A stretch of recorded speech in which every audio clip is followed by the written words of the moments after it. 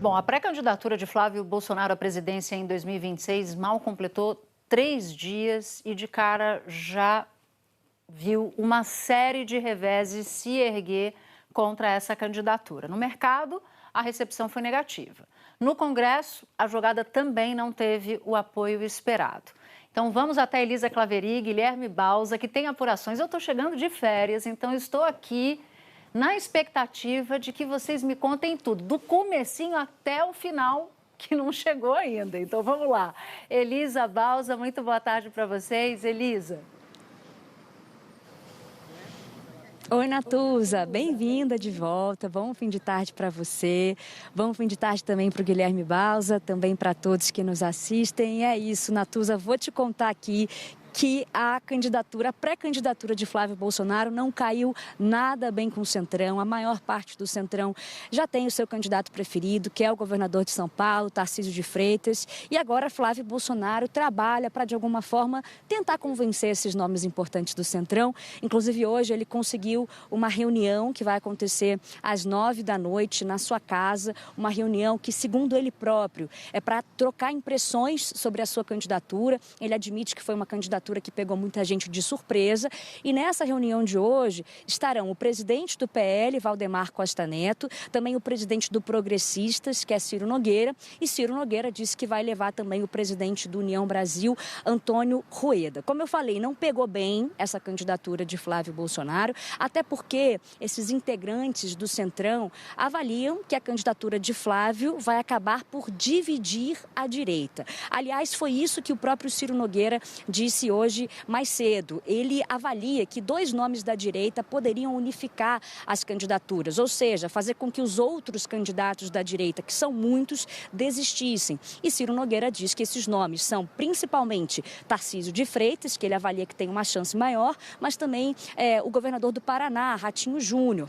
Antônio Rueda também fez uma declaração na sexta-feira, logo depois que Flávio Bolsonaro anunciou a sua candidatura. Ele emitiu uma nota e nessa nota ele critica a polarização para 2026. E aí, conversando hoje com aliados de Antônio Rueda, o que eles me dizem? Que nas entrelinhas dessa nota está ali muito claro que Antônio Rueda não gostou da candidatura de Flávio Bolsonaro e que, se for ela a candidatura, que a União Brasil vai manter como candidato Ronaldo Caiado, governador de Goiás. Muitos nomes da direita, vamos colocar na tela que nomes são esses que passaram os últimos meses disputando quem seria o sucessor da liderança da direita no lugar de Jair Bolsonaro. A gente começa aí, então, com o senador Flávio Bolsonaro, ele que anunciou a sua pré-candidatura, segundo ele, com o apoio do pai, Jair Bolsonaro. Depois, Tarcísio de Freitas, governador de São Paulo. Ele manteve o silêncio até agora, não comentou ainda a candidatura de Flávio, mas Flávio disse que conversou com ele, elogiou Tarcísio de Freitas e disse que a reação de Tarcísio foi uma reação parecida com a que ele teria caso Jair Bolsonaro escolhesse Tarcísio. Importante a gente dizer, Tarcísio é do Republicanos, mas dentro do PL o que eles dizem é que se por acaso Jair Bolsonaro escolhê-lo no futuro, ele vai migrar sim para o PL. Depois a gente tem Ratinho Júnior, governador do Paraná. O partido ainda estuda uma possível candidatura dele. Vale dizer que essa possibilidade de Flávio Bolsonaro concorrer pode ajudar Ratinho Júnior, porque o presidente do PSD, Gilberto Kassab, já tinha dito que se Tarcísio de Freitas concorresse, o PSD iria apoiar Tarcísio de Freitas. Depois a gente tem os outros 2 nomes que anunciaram que vão manter a sua pré-candidatura, mesmo com o nome de Flávio Bolsonaro. Ronaldo Caiado, governador de Goiás, e Romeu Zema, governador de Minas Gerais.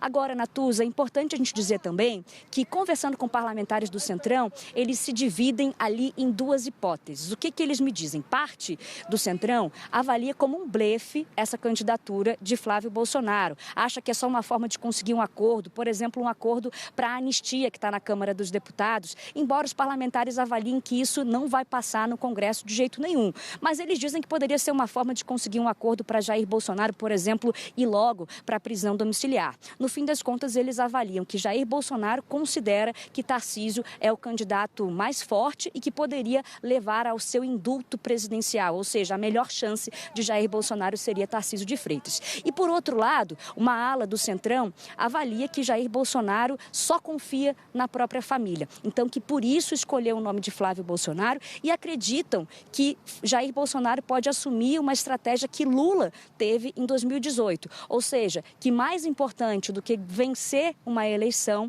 é ter a narrativa eleitoral. Então, o Centrão se dividindo desses dois lados, mas eu sei que também essa candidatura de Flávio repercutiu no Palácio do Planalto e eu quero ouvir o meu amigo Guilherme Bausa, que está cheio de apuração também. Oi, Elisa, uma ótima tarde a você, a Natuza Neri, seja muito bem-vinda de volta e também uma ótima tarde a você que nos acompanha nesse momento na Globo News. Olha só, publicamente, as fontes aqui do Palácio do Planalto, auxiliares diretos do presidente Lula, ministros, etc., adotaram o seguinte discurso, que não se escolhe adversário quando se quer subir aquela rampa ali novamente, no caso do presidente Lula seria pela quarta vez, né, em 2026. Então, quem quer ser eleito presidente da República não se pode dar o direito de escolher adversário. O candidato do governo será Lula e cabe à oposição, cabe à direita escolher o seu candidato. Agora, nos bastidores, admite-se que, de fato, talvez seja mais fácil enfrentar a candidatura do Flávio Bolsonaro do que a do Tarcísio de Freitas, em função da rejeição do Flávio Bolsonaro, que é mais alta, em função do vínculo que ele tem com o Jair Bolsonaro e também há uma capacidade maior do Tarcísio de Freitas de angariar apoios de partidos de centro ou mesmo de setores específicos da sociedade, enfim, da economia, agronegócio, Faria Lima e por aí vai. Então, há uma leitura de que a candidatura do Tarcísio talvez seja mais difícil de ser enfrentada. Mas também há um diagnóstico aqui, né, de forma reservada, de que enquanto estratégia política, na visão do Palácio do Planalto, é uma decisão acertada o Flávio Bolsonaro lançar essa candidatura, porque é preciso, a sobrevivência da família Bolsonaro, a sobrevivência política depende de ter o sobrenome Bolsonaro nas urnas ali em 2026. E mesmo que Flávio Bolsonaro lá na frente abandone a ideia de ser candidato à presidência da República, manter essa candidatura durante algum tempo dá mais força para ele negociar a retirada dessa candidatura, fazer algum acordo lá na frente. Então, enquanto estratégia política, na visão do Palácio do Planalto, foi uma decisão acertada do Flávio Bolsonaro. Há uma leitura dentro do PT também, de que essa candidatura não vai se estender até lá e que o